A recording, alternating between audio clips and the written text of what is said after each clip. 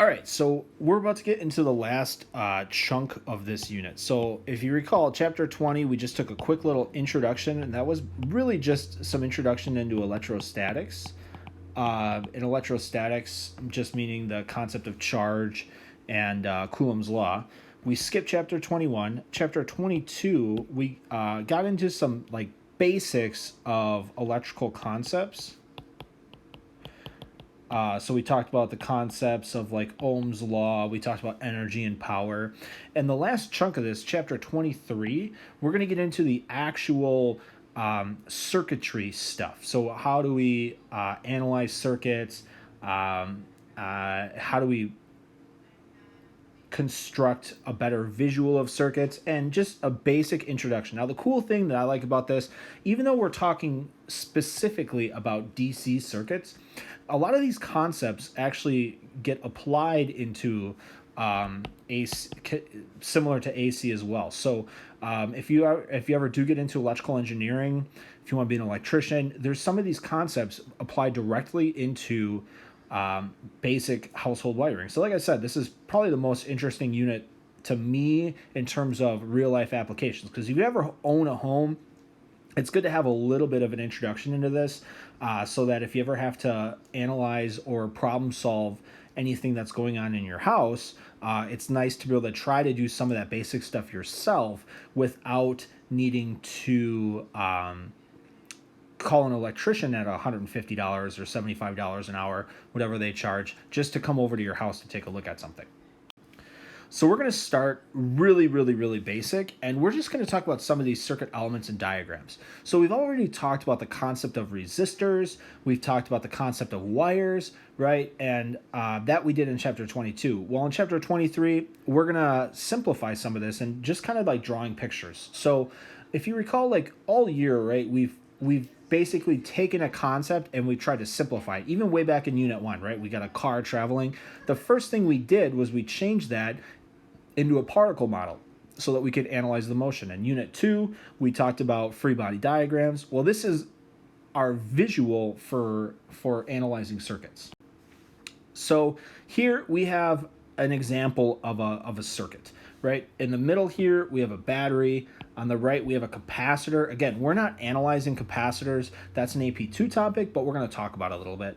And then we also have a basic resistor. So this is a very simple circuit. Now, with this, there are a lot of details. There's wires and exactly how the wires are all hooked up, right? So we got 4 different wires here. But to understand the operation of the actual circuit, we don't need to know a lot of this information about the wires. We don't need to know if they're bent or straight, where exactly the battery is. The literal picture here provides a lot of details that don't matter. So instead, we're going to take this literal picture and we're going to simplify it in making a circuit diagram, otherwise known as a schematic. Now, if you have a manual for your car, for example, they include schematics for your car. They include, this is the circuit diagram or the schematic for the radio system or your turn signals, all that stuff. And if you could simply draw all this without needing all this additional information. So that's what we're learning how to do. So rather than drawing the literal picture, we make a circuit diagram. A circuit diagram is a logical picture. It means it's simplified to its easiest picture. The actual circuit itself is gonna look different, but it'll have the same connections and the same logic or the same path for electrons to flow. So here's how we're gonna do this. There's basics that are basic standards for circuit diagrams.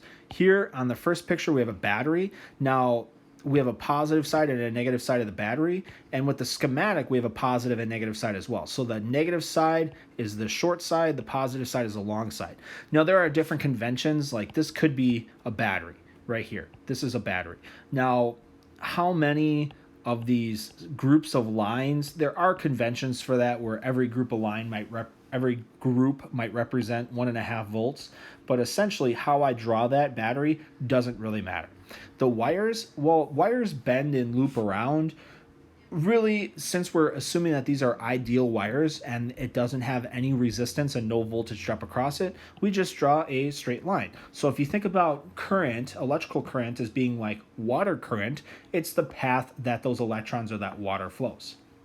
A resistor has a lot of internal stuff, but it resists the flow of electrons. And there is a voltage drop across the resistor. So instead of drawing a straight line, we draw a squiggly, like a zigzag line. Because if you think about like water trying to zigzag back and forth, it's going to take a couple minutes. It doesn't just instantly happen like it does in a straight line. So that's what a resistor is.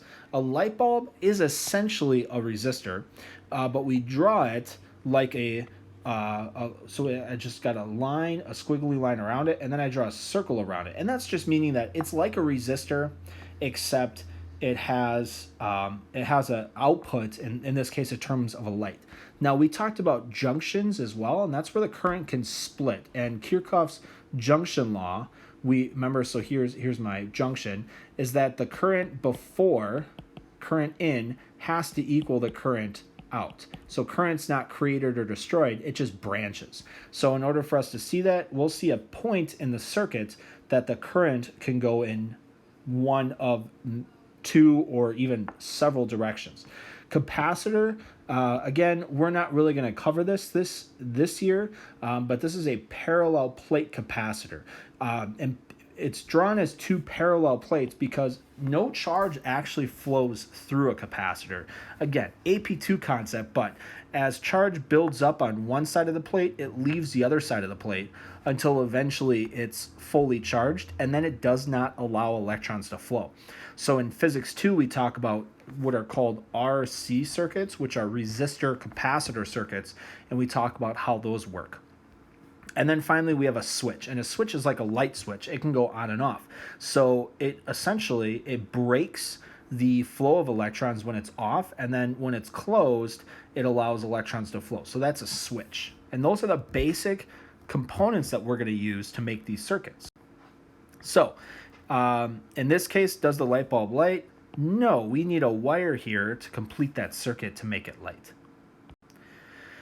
So what we're doing is we're making a circuit diagram based on the physical circuit. So step one here, that's our actual what's going on. Well, step two, this is a simplified version of it.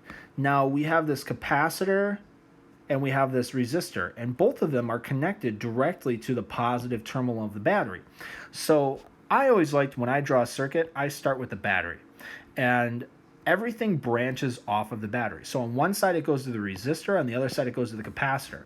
So what's happening here is the electrons are leaving, and then right here we have a junction, and the electrons can either go to the resistor or they could keep going and go to the capacitor.